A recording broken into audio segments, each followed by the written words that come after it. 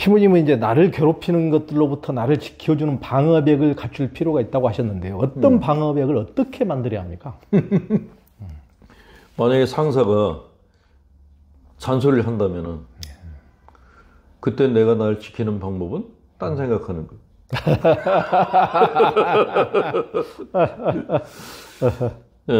그런 것들. 내가 나를 지키지 않으면은 내 자아가 무너질 수 있잖아요. 그래서 만들어진 심리적 기제들이 이제 그 방어 기제라는 것들인데, 근데 그런 방어 기제들에 대해서 안 좋게 얘기하는 사람들도 있는데 필요하다고 생각돼요. 내가 나를 보호하기 위해서라면 거짓말도 해야 되거든요. 만약에 그 광주 사태 그 영화를 보니까 그 군인이 너 기사 보고 너 어디 출신이야라고 묻잖아요. 그때는 당연히 거짓말을 해야죠. 내가 살아남으려면. 그러니까 위급한 상황에서 살기 위해서는 거짓말을 할 수밖에 없고 그 거짓말은 내가 나를 보호하기 위한 수단으로 사용될 수 있다는 거죠. 거짓말을 해서 남을 해칠 경우에는 나쁜 거짓말이지만 거짓말을 해서 내가 살아남을 수 있다면 그거는 나를 보호하는 방법이기 때문에 그런 방어책들은 여러 가지를 갖고 있는 것이 좋다라는 생각이 드는 거예요. 뭐 생물들도 그 진흙탕 속에 사는 그 물고기들 보면은 진흙하고 색깔이 똑같은 애들이 있잖아요. 그렇죠. 은폐술. 근데 어떤 사람들은 그래요. 물고기가 왜 흑색깔하고 비슷해? 쥐들이 살아남으려고 그렇게 만든 건데 그걸 가지고 뭐라 그러면 안 되죠. 우리도 생존하기 위해서는 우리만의 그런 것들을 갖고 있는 것이 너무나 당연하다. 근데 그거를 종교에서 그냥 진솔하게 살아라, 정직하게 살아라 그러는데 케이스 바이 케이스를 해야지 똑같이 얘기하면 안 된다라는 생각이 드는 거죠. 그렇죠. 그러니까 우리가 미꾸라지나 메기도 다 흑색깔하고 비슷하잖아요. 그러니까 잘 못 알아보도록, 잘 안 잡히도록.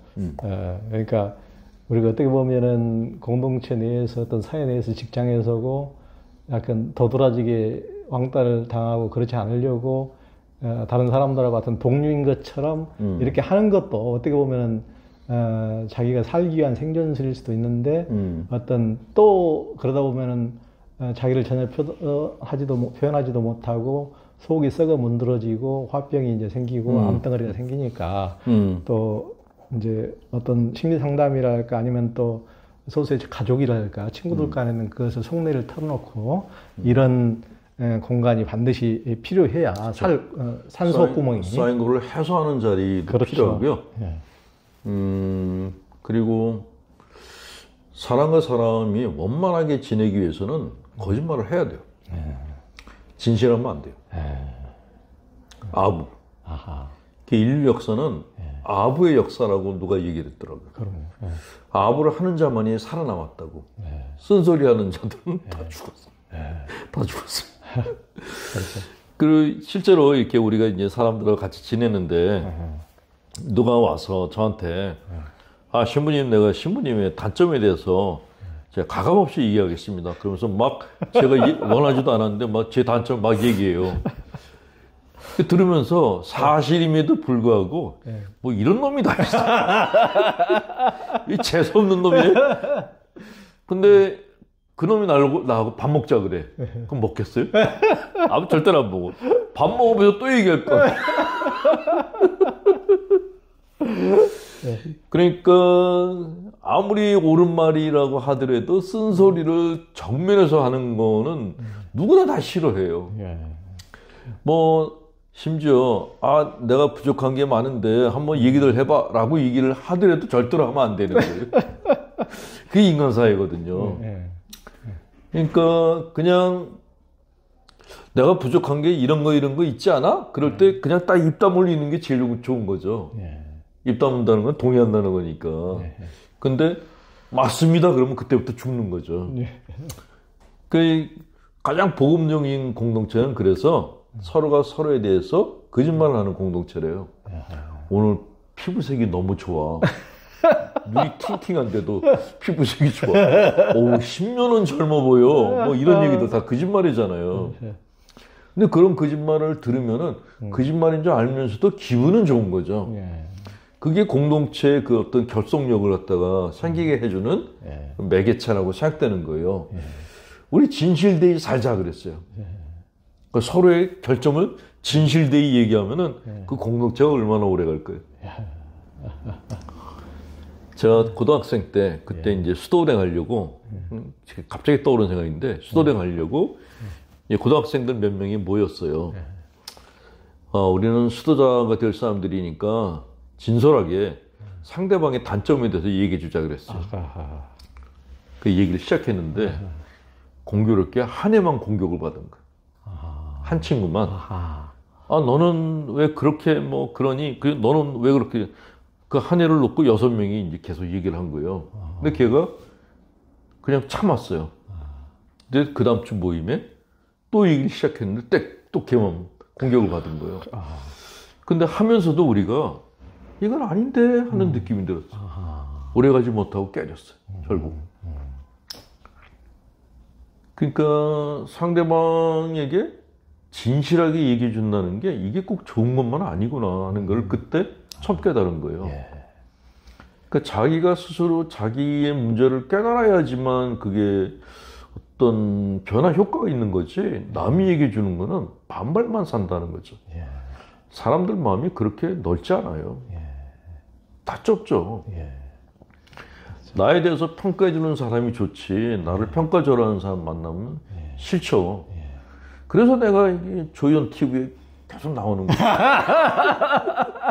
이런 신부님은 없습니다라고 멘트를 쳐주니까 나오지. 아니 신부님은 어떻게 딴 신부님들은 기도하는데 신부님은 그렇게 사는 게 극모양이에요. 그러면 바로 끊어버리죠 바로. 아니 우리 신부님에 대해서는 제가 정론직필로 진짜 이런 신부님이 없기 때문에 제가 원래 빈말을 별로 못합니다. 아부를 잘해야 되는데 아부를 잘해야 되는데 제가 주로 이제 정론직필로 이렇게 이 프로를 보시는 분들께 제가 말씀드리는데 다른 사람들과 좋은 관계를 맺는 방법은 아부하는 거예요. 칭찬.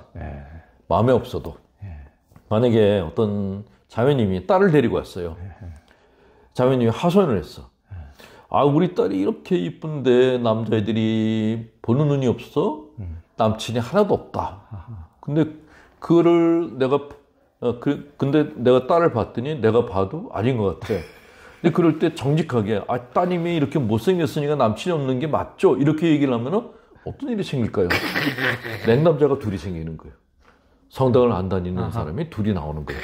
그렇죠. 교모금이 줄어들고 헌금이 그럴 때는 어떻게 해야 되죠? 따님이 이렇게 참하고 복스럽게 생긴데 남자애들이 눈이 삐어서 따님을 못 알아보는 거라고 얘기를 해야 돼요. 그러면 듣는 사람도 저 신부가 빈말로 하는 걸 알아도 그래도 성당을 나와요.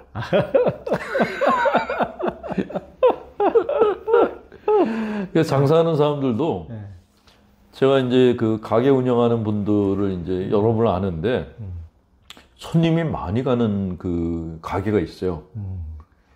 가게 주인이 물건 사러 온 사람에게 물건 값을 얘기하지 않고 그 사람에 대해서 얘기를 하더라고요. 무슨 좋은 일이 생기셨어요? 왜 이렇게 오늘 얼굴이 환해 보이세요? 그러면 그 사람이 하나 사러 왔다가 이것도 그러면 사더라고요. 그게 진짜 영리한 사람이에요. 그렇죠.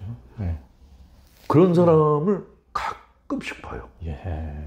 식당에 가도 뭐 드시겠어요가 아니라 왜 이렇게 오래간만에 오세요? 이렇게 얘기해. 그럼 그 식당에 안 갈 수가 없어. 궁금해하니까. 이게 진짜 영리한 거예요. 근데 가서 음식을 시켰는데 맨날 5,000원짜리만 먹어. 갔는데 저 5,000원짜리가 또 왔네? 그러면 안 가게 될 뿐만 아니라 딴 사람들한테도 그 집 가지 말라고 얘기를 해요. 이게 사람 마음이라는 거죠. 그러니까.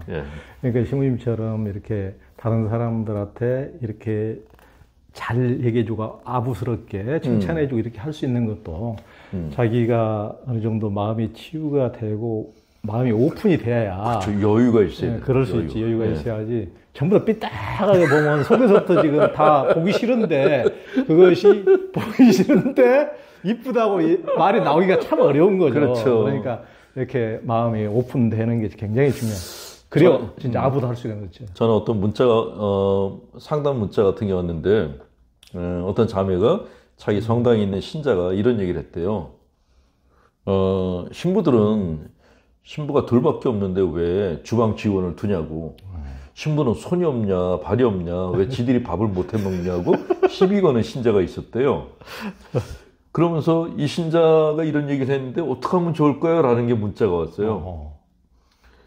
그래서 일단은 제가 이제 답을 보냈어요. 답을 보냈는데 우리가 삼시세끼를 갖다가 이렇게 얻어먹는 게 아니고 그 주방 직원도 퇴근을 해야 되고 쉬는 날이 있으니까 그럴 때는 우리도 밥 해 먹는다. 그리고 실제로 저는 하루에 한 끼는 제가 만들어 먹어요. 음식 만드는 훈련을 하려고 일부러 이제 음식을 해 먹는데 그리고 많은 신부들이 해 먹어요. 그리고 어떤 신자들은 신부들은 맨날 돈 많은 여자들하고 다니면서 좋은 데 가서 그냥 지들만 그냥 고급스러운 거 처먹는다고 욕을 하는데 신부들은 고급 식당 가서 밥 먹고 난 다음에 집에 와서 라면 끓여 먹어요. 속이 부대껴서. 거의 대부분의 신부들이 그런 고급스러운 식당에 초대받는 걸 별로 안 좋아해요. 그냥 가면은 밥을 먹을 수가 없어. 계속 질문하니까.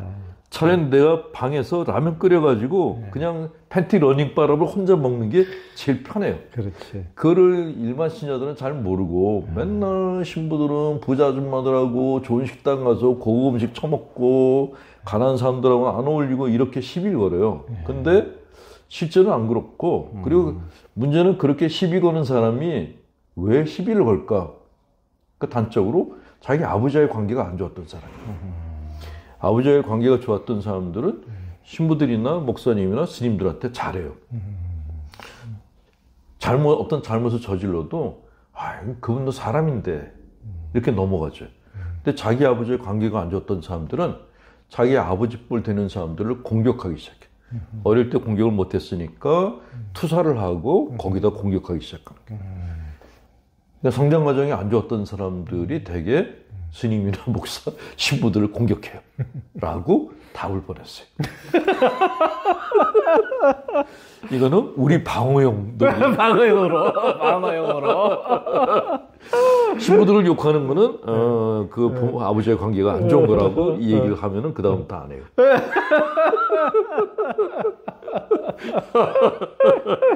이거. 심리학이 이럴 때 좋아. 이게. 자기 방어. 이게 종교인들 방어막을 확실히 쳐주시는데, 그죠? 그럼 이제 우리는 통상 쾌락을 행복이라고 생각하는데요. 좋아하는 커피향을 맡거나 아이스크림이나 초콜릿, 와인이나 포도주를 마시면서 행복감을 느끼기도 하는데요. 시부님은 쾌락과 행복을 구분해야 된다고 하셨는데 그쾌락과 행복은 어떻게 다릅니까? 짜릿한 맛을 가끔 보는 건 좋은데 거기에 빠지면요. 그건 아닌 거죠. 마약하는 사람들이 그러더라고요. 마약을 해야지 행복하다고. 근데 그거 매일 마약하면 그건 곤란하죠. 그러니까 행복하다라는 느낌하고 쾌락의 의미는 좀 전에도 얘기했지만 행복은 다른 사람들과 공유했을 때 느끼는 감정이 행복이라고 생각되는 거예요. 그러니까 내가 누구한테 선물 받은 음식이 있어. 근데 그것을 다니면서 사람들한테 나눠줘. 그때 사람들이 너무 고마워해. 그때 공동체 행복감이 생긴다는 것이죠. 근데 쾌락은 나 혼자 먹는 거예요. 그리고 자기 파괴적인. 지나치게 술을 많이 먹거나 술을 먹으면서 쾌감을 느껴요. 근데 어떤 정신과 의사가 그런 얘기를 했잖아요. 술을 마시면은 만땅으로 마시면은 이 뇌가 정상으로 돌아오는데 40일이 걸린다고. 근데 그걸 매일 마셔. 그 매일 마신 사람이 대통령이 됐어요. 판단력이 그러면 저 사람이 판단력이 옳을까라는 의구심을 안 가질 수가 없죠. 그렇게 이렇게 매일매일 마시는 먹고 마시는 거에서 그 일시적인 쾌감을 느끼는 그거는 이제 쾌락이고 그런 건강하거나 아니면 생산성 있는 게 아니기 때문에 참 행복은 아니다라고 생각되고 그런 것들은 지리한 일상에서 가끔 이렇게 자극적으로 자극을 주기 위해서 하는 건 좋지만 그걸 지속적으로 하는 거는 안 좋다라는 생각이 들어요. 그 어떤 나라이건 그 나라의 말기가 되면은 쾌락주의가 퍼지기 시작합니다. 그 로마 말기에 나타났던 그런 그 징조 중에 하나가 사람들이 음식의 맛을 다 보기 위해서 조금 먹고 토하고 조금 먹고 토하고 그랬죠. 그렇죠. 씨를 먹어가지고 씨를 뽑아내서 그렇죠. 토하고. 밖에 있는 사람이 굶어 죽는데. 그러니까. 그게 쾌락이라는 거죠. 그러니까 그런 쾌락은 사람의 자아의 판단 능력을 흐리게 만들고 그 다른 걸 못 보게 만드는 거. 오직 자기에게만 집중하게 만들어요. 그래서 안 좋다고 얘기하는 거죠. 행복은 시야를 넓게 만들어주는 거거든요. 그러니까 내가 먹을 것이 생겼는데 굶주린 사람이 내 눈에 보여야 돼요. 그 사람한테 그걸 갖다 줬을 때 공동체의 그런 어떤 행복을 공유하는 느낌이 왔을 때 그게 진짜 행복이라는 것이죠. 그런 행복을 주창했던 분이 그리스도이고 부처님이고 그분들은 그런 행복을 얘기를 했는데 후손들은 다시 또 그걸 왜곡해가지고 우리만의 행복을 또 얘기를 하고 이게 참 인류 역사를 보면은 창시자하고 그 후대들이 계속 뭔가 이렇게 비례치고 나가나? 엇나간다는 그런 느낌이 들 때가 참 많이 있는데 어쨌건 저는 참 행복은 다 같이 행복한 거. 나만 행복한 거 아닌가. 그러니까 부모님이 늘 형제들에게 서로 도와주고 서로 나눠 먹어 이렇게 얘기하는 것 그게 바로 신의 뜻이라고 생각되는 거예요. 그거를 자비심, 관용, 사랑 이렇게 표현하는데 그런 표현들은 너무 어렵고 그냥 같이 사는 거죠. 그러니까 시야가 그러니까 뭐 종교 창시 예수님이나 뭐 부처님이나 이런 분들은 시야가 열려 있어서 오픈돼 있어서 이 다 모든 사람 그 뭐 10남매가 있다면 자식들 아픈 자식 골고루 보고 더 이제 아픈 것이 더 크게 들리고 신음소리가 더 크게 들리고 이렇게 보듯이 관심이 다 골고루 온 세상에 미치는데 이제 그런 밑에 따른 사람들이 왜 그렇게 언밸런스고 따르지 못할까? 시야가 닫혀 있어서 그렇죠. 오직 자기밖에 안 보이는 오직 자기 행복 전체가 안 보이는 그게 이제 가장 단적으로 나타나는 데가 이제 미얀마인데 미얀마 군부는 어떻게 보면 자기 국민들을 학살하고 있잖아요. 그러니까 노예 상태로 유지하고 싶은 거죠. 근데 국민들을 노예 상태로 만들려는 건 오로지 자기들만의 행복을 위한 거예요. 그렇죠. 자기들의 쾌락을 원하는 거죠. 근데 저는 그게 내가 나만의 행복을 추구하는 상태가 그게 악령 들린 상태라고 생각되는 거예요. 내가 내 행복을 위해서 사람을 죽여요. 그것도 자기 국민을 대량으로 학살을 해. 총으로 쏴서 이마에다 구멍을 내고 지금도 계속 괴롭히고 있어요. 이거는 악령이 들리지 않으면은 그런 짓을 할 수가 없다는 생각이 들어서 사람들은 마귀가 어디 있냐, 악령이 어디 있냐 그러는데 인간이 할 수 있는 선을 넘어선 악행을 저지르는 거는 그건 악령이 쓰였을 때만 그런 짓을 할 수 있다라는 생각이 들어서 미얀마 군부는 정말 얘들은 악령이 들렸구나.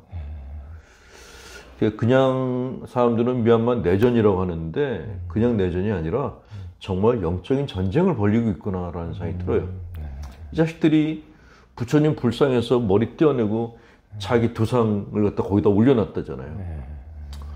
그런 얘기들 태국의 승려한 놈이 시위를 빨리 진압하려면은 시위대 머리 그 이마에다가 조준해서 여기다가 총을 쏘 구멍을 내면은 시위가 진정될 거라고 얘기했다는 거예요. 제가 사진을 몇 장을 갖고 있어요. 총알 구멍이 다 여기 났어. 죽은 사람들이. 그렇게 그런 승려놈의 그런 조언을 듣고 자기 국민을 죽이는 애들은 그 자기 국민들을 다시 노예로 만들어서 자기들이 옛날에 누렸던 그 행복을 누리고 싶어 하는 거예요. 근데 그 행복이라는 것이 피범벅인 그런 쾌락이라는 거죠. 저는 걔네들을 생각할 때보다 지옥이 있어야 된다고 생각해요. 필히 지옥이 있어야 돼요. 지옥이 없다면은 너무 억울할 것 같아요. 죽은 사람들이. 지옥은 반드시 있어야 되고 그렇게 사람을 죽인 놈들은 반드시 지옥벌에 던져줘야 된다고 생각해요. 옛날에는 어떻게 자비하신 신이 지옥을 만들 수 있겠냐라고 반론을 제기했었어요. 지옥은 없다. 하느님이 자식이 아무리 잘못해도 그 자식을 불구덩이에 집어넣는 그런 하느님이 어딨냐라고 얘기했는데 미얀마 사태 얘기를 듣고 난 다음에 그 생각이 바뀌었어요. 있어야 돼요. 불구덩이에 집어넣어야 돼요. 가장 바람직한 것은 이제 사후의 지옥보다는 현세 사람들이 더욱더 깨어나서 그들이 하여튼 현세의 그 대가를 치르도록 이렇게 이제 민주화가 이루어지고 세상이 바뀌고 이제 이렇게 되도록 우리 모두가 힘을 기울여야 되는 게 참 중요하다고 보여집니다. 우리가 이제 뉴스에서는 남을 가해놓고 자신이 가해자가 아닌 피해자인 것처럼 피해자 코스프레를 한다는 사람들을 이제 종종 뉴스에서 보기도 하고 가끔은 주변에서 이제 그런 분들을 겪기도 하는데요. 신부님은 이제 피해자 증후군도 병적이라고 하셨어요. 어떤 걸 두고 말씀하신 건가요? 내가 무슨 피해를 봤어 하는 사람들 중에 그렇기 때문에 나는 무슨 짓을 해도 상관없어 하는 사람들이 있어요. 사실은 예전에 이제 명동성당에 이제 시위대들이 많이 들어왔는데 시위를 끝내고 나가면은 쓰레기장이 되는 거예요. 그리고 당연히 우리가 시위 들어왔으니까 당연히 성당에서 뭘 해달래. 그러니까 그때 제가 명동성당 이제 보좌신부였거든요. 그러니까 보좌신부였으니까 신학교에서 나온 지 얼마 안 됐으니까 시위 들어온 사람들을 케어를 해줘야 된다는 생각을 가졌어요. 근데 시위 들어온 사람들 중에 어떤 사람들이 너무 예의가 없는 거예요. 우리가 들어왔으니까 전기 달래, 물 달래. 화장실 안 갖고 사방에다 똥오줌을 싸가지고 막 쓰레기통을 만들어 놓은 거예요. 그러니까 이게 뭐지? 왜 이렇게 예의들이 없지? 여기는 자기들만 더 시위하는 데가 아니고 일반 신자들도 와서 기도했는데 왜 이렇게 다른 사람에 대한 배려를 안 했지? 그게 굉장히 불쾌했었는데 나중에 심리학 공부하면서 보니까 그게 피해자 코스프레더라고요. 내가 이렇게 피해를 입었으니까 내가 무슨 짓을 해도 내가 땡깡을 피워도 니들은 나를 갖다 다 봐줘야 돼. 이거는 진상이지. 제가 구청에 강의하러 갔었어요. 근데 구청 직원들 중에서 제일 힘든 사람들이 민원 담당이래요. 그렇죠. 이게 뭐 와서 그냥 민원을 제기하면 되는데 일단은 갖고 온 목발을 막 던지고 휠체어를 엎어치면서 구청장 나와. 그러면 거기에서 그 복도 바닥에 누워가지고 뒹군대요.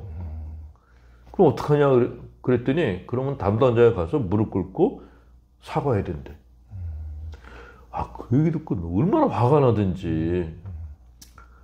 그 예의를 내가 피해자라고 하더라도 예의를 갖추지 않아서 다른 사람들에게 폐해를 준다면은 그거는 피해자라는 것을 가지고 다른 사람들에게 갑질하는 거나 똑같다라는 생각이 들었던 거예요. 그건 옳지 않다. 그리고 나는 피해를 입었기 때문에 사람들이 나한테 돈을 줘야 되고 내가 피해를 입었기 때문에 사람들이 나한테는 뭐든지 우선권을 줘야 된다라고 생각하는 거는 이건 옳지 않다라고 생각되는 거예요. 그렇게 하게 되면 사람들이 피해를 입은 사람들에 대해서 동정심이 아니라 경멸을 하기 시작한다는 거죠. 그래서 저는 정말 억울한 일을 당한 사람일수록 옷을 단정하게 입고 그리고 정말 예의 바른 태도로 사람들에게 자기 얘기를 전하는 게 맞다라고 생각한다. 지금은 사람들이 시위하는 사람들이 예의를 안 지키면 다 싫어해요. 예전에는 뭐 같이 으쌰으쌰 했는데 지금은 안 그래요. 다들 자기 살기 바쁜데 시위하는 사람들이 나타나가지고 우리가 이런 피해 입었다고 막 길에서 뒹굴고 그러면은 이제는 동정을 안 해요. 이제는 피해를 입은 사람들도 다른 사람들과 똑같이 그 사람들에게 예의 바르게 그리고 논리 정연하게 자기 얘기를 하는 것이 그것이 오히려 더 설득력이 있는 자세가 아닐까 하는 생각이 드는 거죠.